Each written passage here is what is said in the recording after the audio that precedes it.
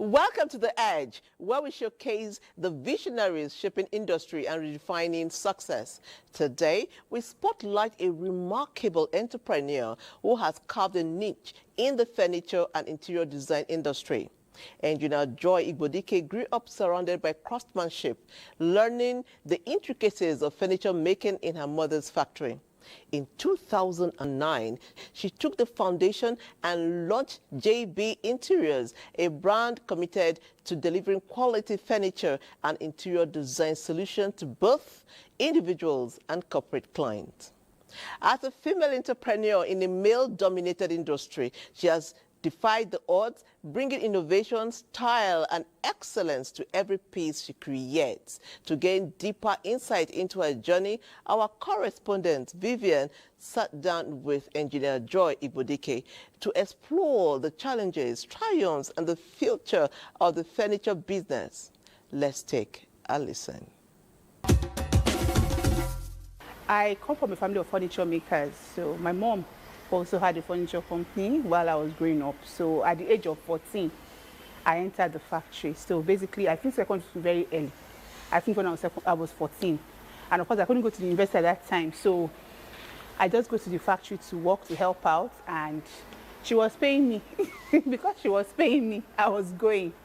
And I found that I like to do a lot of things with my hands. So and there was a lot of discipline from her too at that time. So I ended up being in the factory. We're just 3 of us as women in the whole factory. And I was the only one inside the factory herself. She was more doing the administrative part of the job. She was in the office as secretary, and I was inside the workshop. So from there I learned woodworking, I learned metal work, I can weld, I can do everything. Then I entered school too. I ended up doing engineering, production, mechanical engineering, production option. So I did that. And when I finished, I didn't bother to look for a job. I just went straight to work for her. And I started working in the factory with her, you know, and my younger brother, who also did the same course, by the way. And they were working together. And at some point, I think in 2005, my brother got a job. I said he was leaving. And I also thought, you know what, I want to leave. So I resigned. And I started JB Furniture at the back of my house with just one carpenter table. And it said I wanted to do my thing. You know how parents can be now. That time, I had a lot of new ideas that I was bringing on, but she was now like, okay, let me go and try my hands on stuff. And also another thing that also made me leave, start my own at that time, was that, you know, because we make furniture now, my friends will come to our house. Joy's house is so beautiful, like everywhere is so fine. And when they call their parents come and see, they can't afford it. It was unaffordable. So I just felt like, how can I be producing something and people at my level, my friends cannot afford it. So I wanted to do affordable furniture, actually. So and I talked to her at that time, and she was like, she couldn't see it because she had very high-end customers. She was working for the multinational. So why would she be doing furniture for, you know? I said, let me go and try my own hands on furniture for everyday people. So I had this in mind that I wanted to do furniture for everyday people. I wanted people like me to be able to walk into my shop and buy my stuff. So I just started trying out. So at that time, I couldn't even afford anything. So I went to take all her bad furniture, like the furniture that there are customers that condemned, you know. So I started refurbishing them. Then I put them out for display and I started selling. So I remember that I got my first customer sometime in November 2005. I was so happy. And that's been the story, 20 years of running JB Furniture. And 2017, you know, social media era came, and I just saw that a lot of people were advertising badly made furniture. I couldn't understand why.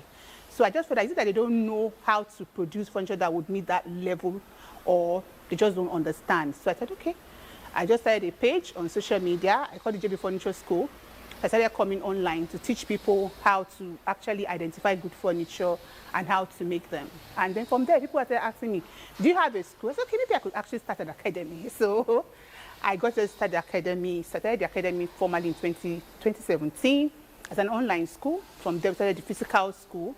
From there, you know, because I was now in technical education, and also understanding that there's a lot of gap in our industry here in Nigeria. So I started to also dig deeper. And I was lucky to also be on the board of a technical college that, you know, was also gave me leverage. So I was part of people that were, reviewed the curriculum for furniture making in Nigeria at that time. It was funded by GIZ. And then, so I was able to put my own inputs into that curriculum review. And when it came out, I now saw that there was a gap I also needed to fill in education. If I want people to do better, I need to show them how to do better. So I started the academy, we started teaching people furniture making. Then at some point, I also now realized that it was just me among all these men, and everybody was, what do you know? And I was doing well. And I said, okay, maybe I should just start training girls. So I started my NGO, that JB Skill Up Initiative, to train girls specifically in furniture making. And we launched that in 2019. And from that time, I've been very particular about seeing more women hands-on, not just in the office, furniture making. Because I feel like women are, we are kind of marginalized, we're kind of put inside a box to say that when it comes to skill, you must learn hairdressing, makeup artistry, and all of that. But there's a huge opportunity in the furniture industry, and there's a huge skill gap, If you go to 10 furniture companies, the 10 of them are looking for skilled workers. So why am I not deliberately encouraging young women to look at what they can do so that when they get this skill, they don't have to look for a job. People will be asking them and offering them jobs. So I started training girls in furniture making. And, the academy became certified. We were able to also go through the registration with MBT, awarding bodies, NIOB, so that we get all the certifications required. Because it's very important to me that we're able to do anything that we do to international standard. I don't believe in mediocrity. So whatever I want to put my hands in, I have to do it very well. And do it to the level that everybody knows that I've tried. So we got certified, we did all of that, and then the school is standing today, and we've been able to get some sponsorship, some partnership with foundations and other bodies to help sponsor training, especially for girls in furniture making. And now my mom works for me actually now, so she's back to help us in the factory, and then we're growing. So it's just two of us, and I think we're over 30 something now staff. So.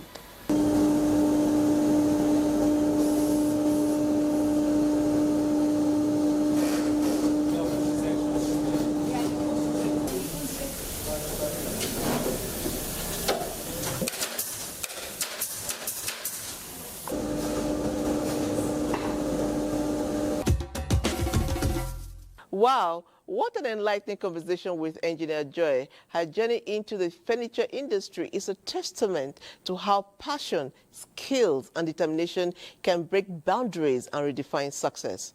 Now, let's take a closer look at the JB interiors and the craftsmanship that sets it apart.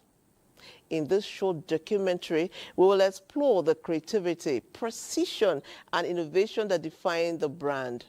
Don't go anywhere. The interview continues right after this. JB Furniture Limited is a business outlet that makes furniture for homes, offices, hotels for comfort and aesthetic appeal, as well as the vision of catering for the furniture needs of everyday average income earners in Nigeria.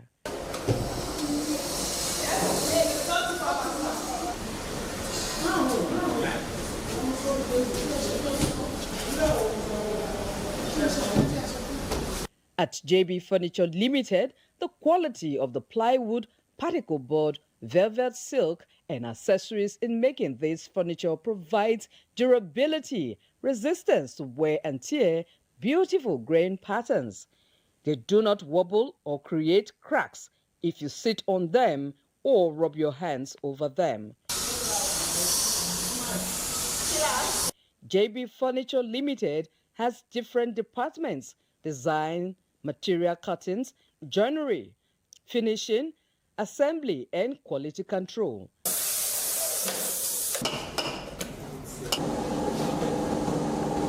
Building quality furniture requires patience, planning, and persistence. That was why JB Furniture Limited decided to add training school to their scheme of work. JB Furniture Limited is good in improving the product quality and building strong relationships with suppliers. The CEO of JB Furniture Limited, Engineer Joy Igbodike, is an employer of labor. She believes in teamwork, excellence, integrity, and delivering excellent quality at all times. Are there plans for you to export your materials especially the finished one, which is our furniture. Any plans for that? Or are you exporting?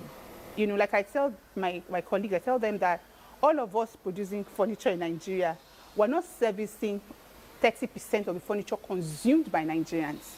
So our focus is to be able to produce products that will meet international, so that people that are importing furniture reduce it so that they can buy local. So for me, I'm promoting buy local. So I would rather be one of the people that make sure that we can also push the imported furniture out first. Let's gain that before I say I'm exporting. In terms of regulations, are you having any challenges since it's locally made? So you can run anywhere to pick your materials. Standard Organization of Nigeria will come to your factory, check it, and say, do you have regulations like that are checking what you're doing? So for us, most of our raw materials, the importers have their regulations. So we buy from local importers. So they have gone through all of that. But I know that what was challenged before was on our plywood and other wood derivatives that are imported from other countries. I know that the ban has actually been lifted on those things. But we also still advocate anyway that people should buy local. Some companies are also producing them locally now. So we try to see how we can manage that. But when it comes to like Sun and all of this, it's actually from the suppliers and the vendors that import them, not directly to us. So I don't think we have any issue around that for now. How is your staff strength like? Well, now we're over like 30, and then we also have other subcontractors that come in when we have large volume production, so that we also monitor our overhead that way. You know, so when we have large scale production, because we also produce for projects, you know, we produce for other manufacturers of furniture. So when we have large projects like that, we also have other people that come in, but give or take, we're around 30, thereabouts.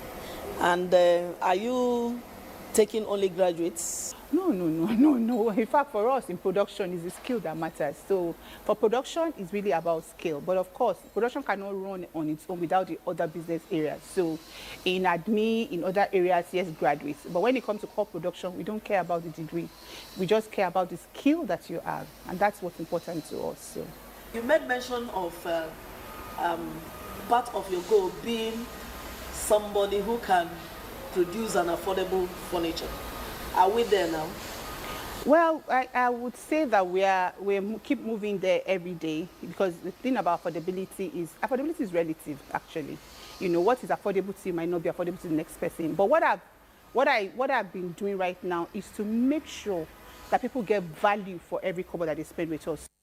For me, it's all about the value. So don't give me a 1 million naira product that is actually worth 100,000.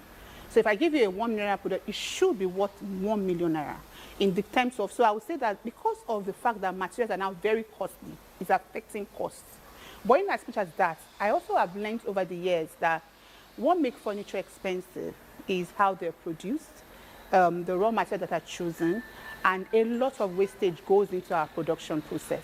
So one of the ways that I have tried to keep my furniture affordable is to make sure that I do not put my waste on my customers. So we optimally use all our resources, so that when all materials process use is captured optimally, then at least the customer is paying or being charged for what is actually used, not what we are wasting. So our processes are streamlined in such a way that we hardly have waste. Even when we have waste, we convert them. And when we convert our waste into other products, it helps us to stay affordable. So I would say we have categories of products. And then our designs too. So we design very simple products that are also very beautiful. That's for some kind of people. The people that now want luxury too, we have for them. So we make sure that across board, we can service almost everybody. And then we also have a program that we do that we call Furniture Swap, where people also bring their old furniture and then they're able to swap it for new furniture. This is our own innovation of being affordable. So people don't have to throw away anything. We try to see how we can give new life to those things or extend the life of those things. So sometimes we even do refurbishing, just so that we change the old structure of the chair. You have something inside that we can still turn into something, so you just pay a little.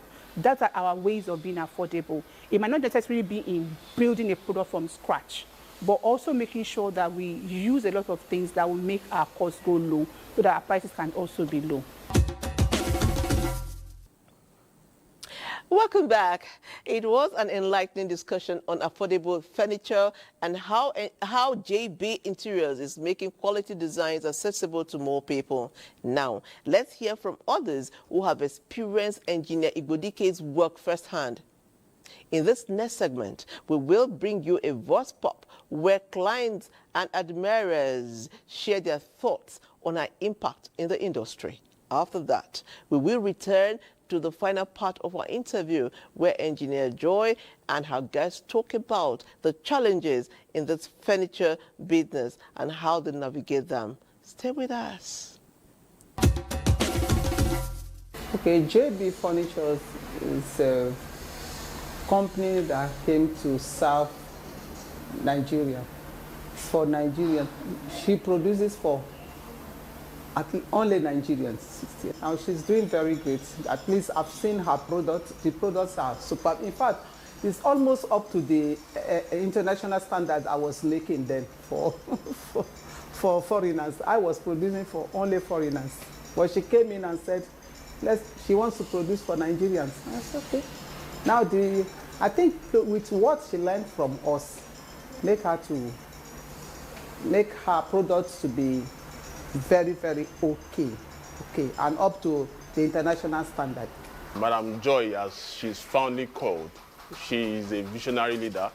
Our craftsmanship has shown in all our work, all round.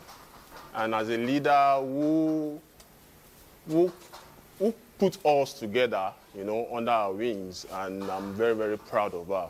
My boss is an exceptional human being. She's a lovely person and an amazing, very amazing. She's very supportive and she's just the best. Beyond the old JB Furniture, she's an approachable person and I love her vision as a person, and she's the kind of person that believes in teamwork. So here in JB Furniture, she taught us that we can work together as family, which is one thing I love so much about her. And she's the kind of person who promotes females. She's so supportive. Whenever you, as a female, you have a vision, you have something you want to do, she's very supportive. She promotes girls, most especially girls. She should ginger them, she encouraged them to do more, and she tells them they can do more as a female, which is one thing I love about her.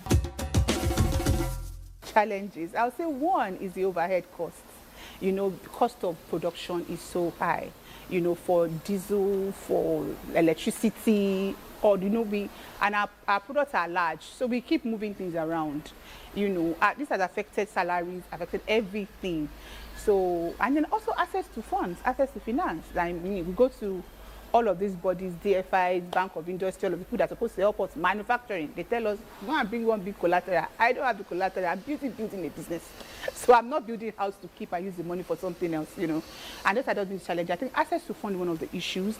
Then the cost of overhead, because of general economic inflation, has affected everybody. Materials have skyrocketed, but we still have to make sure that we make it work.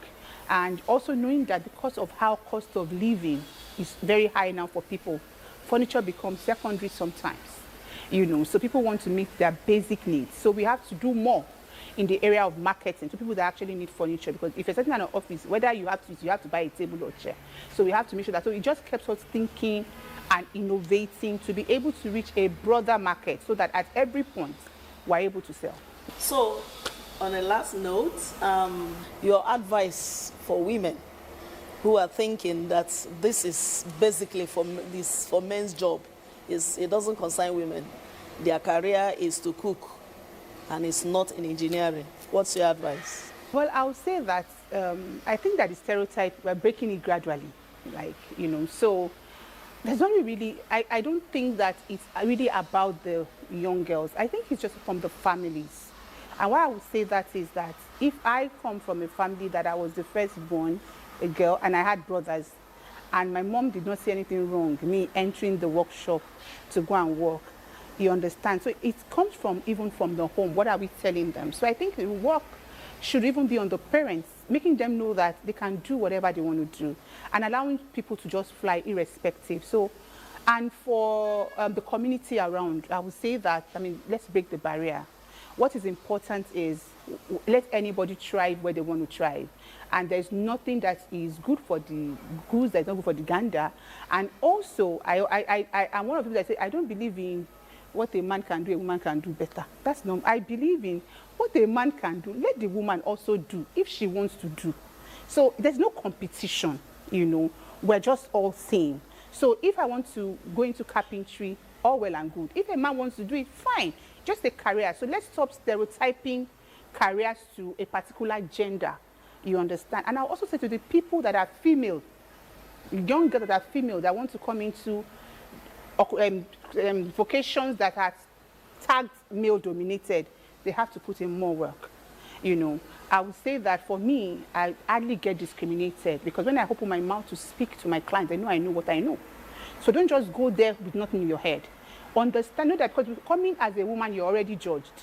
That's the environment we find ourselves. So you have to go in with so much knowledge, not just a pretty face. A pretty face will also ask you because they'll be like, oh, you have a pretty face and you can do all of this. But let brains be in that head. You know, learn. Take up the learn that you can learn so that you can stand and know that you know what you know. And people will not look at just the pretty face, but they'll look at the brain behind the pretty face, and that would open doors for you. I'm a totally married person. I always feel that work hard, it pays. God will give you opportunities, but you need to work at it too. So learn, keep learning, and always be on your toes. That's what I would say. So 10 years from now, where do we see Jabi Furnitures? In 10 years, I should have retired, or somebody else should have taken over. But honestly, I'm building a business that I can live, you know. So for me, I'm not building a business that I will be there forever. You know, I'm building a business that I know that at a point I'll retire and some other people will take it. It necessarily might not be my children, but whoever can run it will run it. I'm building a business that can be sold. So I'm hoping that one day, one big multinational company will come and buy me out. Then I can continue and go and be the teacher that I've always loved to be. My retirement plan is just to sit down in the classroom and teach. And not all of this any longer. But I will still be in the furniture industry, even in 10 years, 20 years time for my life, I will be there. What an inspiring journey. Engineer Joy has shown us that with passion, dedication, and skill, one can break barriers and redefine an industry. From quality craftsmanship to making furniture more accessible, her story is one of resilience and innovation. As we wrap up today's episode, we hope you have been inspired by the insights shared and the impact of JB Interiors in the furniture industry. Thank you for joining us on The Edge. Until next time, keep pushing the boundaries and turning your dreams into reality. I am Patience, and this has been The Edge. Stay tuned for more stories of innovation and transformation. See you soon.